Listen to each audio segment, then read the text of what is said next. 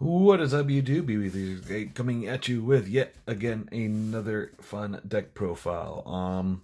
This one may be a little bit more extreme. Fortunately for me, I did have most of these cards already for the obviously Dino True Kings. I had this probably like a year or two ago when I was thinking about getting back into Yu-Gi-Oh, but then some personal stuff happened, and unfortunately, I was not able to get back in. Fix the camera there a little bit, but yeah, I'm thinking about. Pretty much, I'm thinking about going back into playing the True Kings.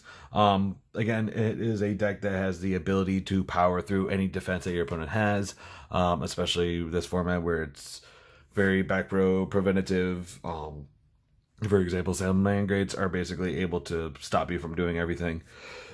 I could definitely see this having a very good matchup, especially against the spellcasters, because again, this deck pumps out. Ooh, excuse me there. This deck definitely pumps out the Cheerio Beast fairly easily. Again, it's going to be a very good matchup against spellcasters, against Salamangreats. It can power through basically any defense, any answer that your opponent has, and still have a decent board on field. So without further ado, let's just get right into the deck profile. Obviously, first monsters you're going to be playing. 2 Ultimate Conductor Tyranno. For those who do not know, banish 2 dinosaurs, special summon this card from hand. During either player's turn, you can destroy a dinosaur monster from your hand or from the field. Flip all your opponent's cards face down during either player's turn. So automatically you can prevent your opponent from doing any protections and stuff. Also, I believe you can attack all cards on the field at once per turn. And if it attacks with its position monster, wording's a little bit too tiny for me to be able to read right now, but I believe it is either face up or face down, it doesn't matter. Sends it to the grave, and then I'll do an automatic 1000 damage. Doesn't destroy, so automatically gets around your those Thunder Kings and whatnot. Or not Thunder Kings, Thunder Dragons. Obviously, then you're going to be playing triple Soul Eating Overraptor. This is your searcher for the deck, and one of your main key cards for the combos. For those who don't know, when it's normal or special, search a dinosaur to your hand. That is including Ultimate Conductor Tyranno. Most of the time you will be searching another Baby Ceratops for the combos, but we'll get into that later. And once per turn, basically, this card can destroy a dinosaur to bring back a dinosaur from the grave. So, some combo play obviously would go from diagram, pop Baby Ceratops, summon, grab another baby, normal summon baby, effect, pop, bring back, basically continue on from there. You guys should probably, if you guys are looking this up, have a fairly decent idea of what the combo does. Triple Baby Ceratops, pretty self-explanatory. Special summon a level 4 lower dinosaur. Petit Pterodon, special summon a level 4 or higher. That's the main difference. Again, I'm not really sure what Konami's thinking was between making this an ultra and Baby Ceratops a common. I kind of wish that if they ever do more reprints, he eventually does get a higher rarity because he has a more key card than Petit Pterodon, but there's neither here nor there. I'm rambling on. Obviously, the one Miscellaneousaurus, absolutely nuts card for the deck, especially when you're comboing it with Giant Rex. Banish 2, special summon out a monster. Giant Rex comes back. Basically, make your Cheerio Beast with all King Calamities on the field and whatnot, changing everything to Earth. Your 1 Megalosaurus, just to feed your Water True King. Possibly for the Logia setup play and whatnot, but you rarely ever get into that. Again, rarely if you're really going off with the combo. I play 1 Alo. I see a lot of people sometimes play Dino. I do have that in my side if I'm going to be going for the Yazi Yang Zing plays, but I've rarely gone into those, so basically I'm trying to turbo this deck into what it needs to be able to just pump out the one combo over and over again to shut out my opponent. And then obviously for the last of the dinosaur cards is the one Overtex Quadilus. I believe that's how the name pronounced. Sorry if it's not. You guys can roast me on the comments or whatever. But when you have 5 banished dinosaur monsters, special summon him, shuffle the 5 back into your deck. When it's destroyed, you get to search a big evolutionary pill. So good recycling, pretty good effect. Again, it's an extender. Then obviously for the True Kings, I play 3 and 3. Some people play 3 and 2. I find again the main point of this deck is to get out the combo, is to get all King Calamities, Naturia Beast. If I'm lucky, Ultimate King Tyranno with a dinosaur to destroy as well. Just to lock on my opponent first turn, not be able to do anything at all against it, and just lock them out automatically, basically KO for the first turn. That's why I feel 3 and 3 is absolutely fine. Because again, if I don't draw into the diagram, I'm kind of like a fish out of water. I have no way of going off with my plays. So I feel 3 and 3 are absolutely fine to be able to get the plays off. I play 2 Pankratrops. Some people only play 1. I find with him that playing 2 isn't terrible. I mean, for my play style, I feel more comfortable having this, especially, let's say I end on a field with, let's say Petite Pterodon came out with Soul Eating Oviraptor and it got left onto the field at the end of the turn. It destroys itself. I bring him out, basically automatically has something to pop if my opponent brings out a problem card. It's fodder for Ultimate Conductor Tyranno to destroy it, flip everything face down. Say I go second, it's a perfect opening card to bait out whatever card, so special summon it, tribute itself off, destroy a card. So I just feel running 2 of this, again, isn't terrible. It's just for, again, baiting and outing other cards, basically. And fodder for Ultimate Conductor Tyranno. And then, obviously, the 1 Drogon, same exact thing. Some people play 1 and 1.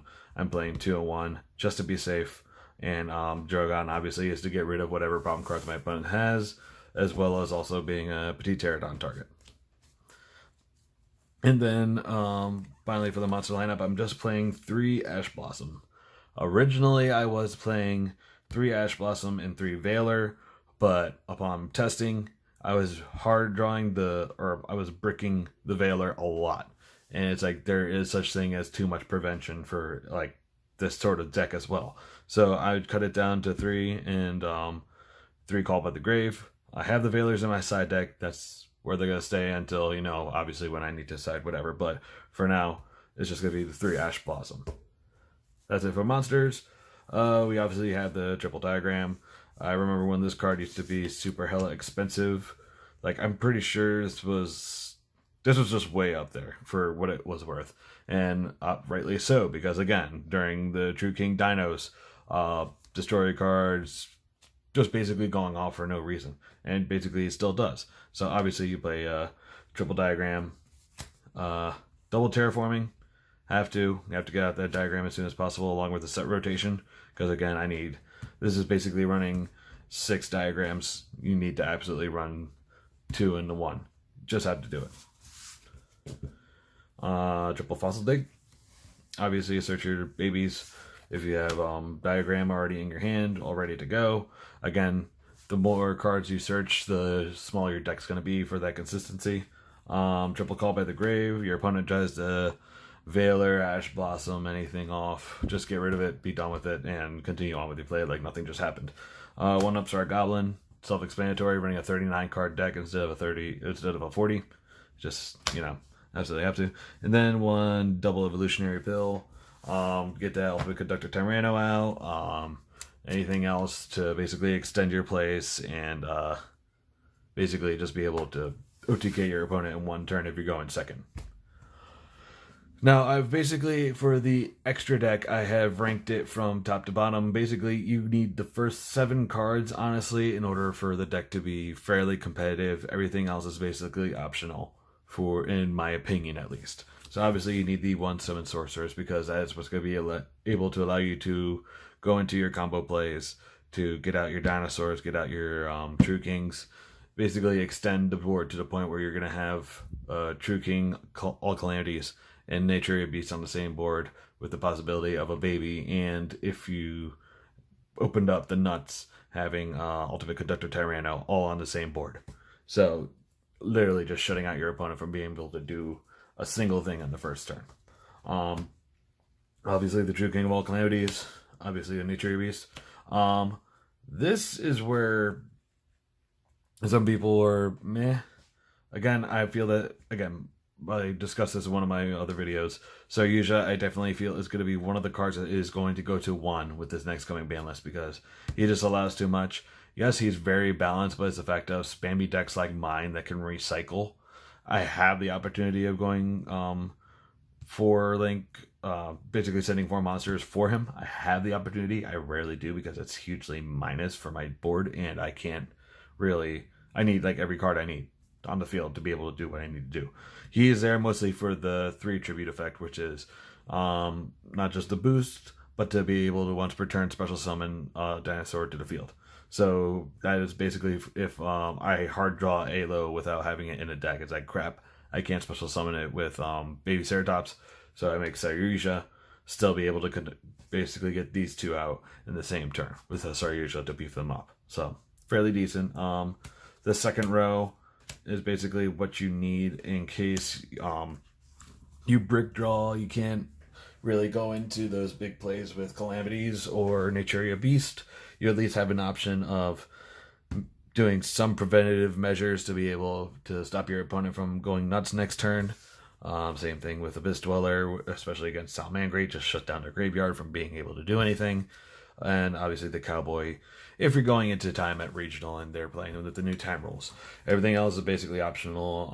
I do play a Mare, so that's why Linkuribo's there. Saryuja, another Saryuja. Again, he'll probably be coming out for something else because I am predicting that he will be going down to 1. But Neglect Taker, I've barely gone into him. Borreload. Yazi, again. Yeah, I do have a Dino in my side deck, so maybe he sometimes sees plays, but rarely. And then obviously the 1 Phoenix to get rid of back row. Overall, that's a deck, 40 card deck with 15 card extra. Side deck I am still working on. I'll show you what I have as far as right now. Again, it's a mixture of what I have in the main deck that I've taken out and just put into the side to see how it plays. But it's just a 1 Dino, another Petite Pterodon if I'm not hitting those Pankratrops fast enough, 1 Mimir, another Drogon if I need to side out a Pankratrops and just need something else to removal from my opponent's field. The triple Veilers, like I was telling you guys, for again, if Ash Blossom's not getting there and Call by the Grave's not getting there, swap one of them out, put in this instead, see what happens. And then obviously the triple sphere mode that you, again, if you're running into those spammy Link decks, need to get rid of a lot of problem cards, summon him, and then just continue on with your combo plays, basically. So that's the deck, guys. Leave a comment, like, subscribe. Let me know what you guys think of the deck, and any advice you can give for it. What you think of the build. Maybe have a little discussion on what do you guys think is when the next analyst is going to come out, and what do you think is going to get hit on it, because my main predictions right now are definitely Saryuja is going to go to 1. Honestly, if this deck starts picking up some more steam, I could definitely see some Sorceress getting banned, because again, her effect is pretty nuts. Also, what do you think is going to come off the ban list? That's actually even a more interesting question. What do you think is going to come off the ban list? Because one of the things I would love to see come off the ban list, you guys have already seen it on my videos, Ulti Canahawk for Ritual Beasts. Honestly, can feel that can come back to 3. The deck isn't doing much right now. I mean, as far as topping regionals or anything, it's been here or there. But I could definitely see that coming back and a bunch of other cards as well. But let me know what you guys think is coming back. But basically, that's Dino True Kings. This is BB368, signing out.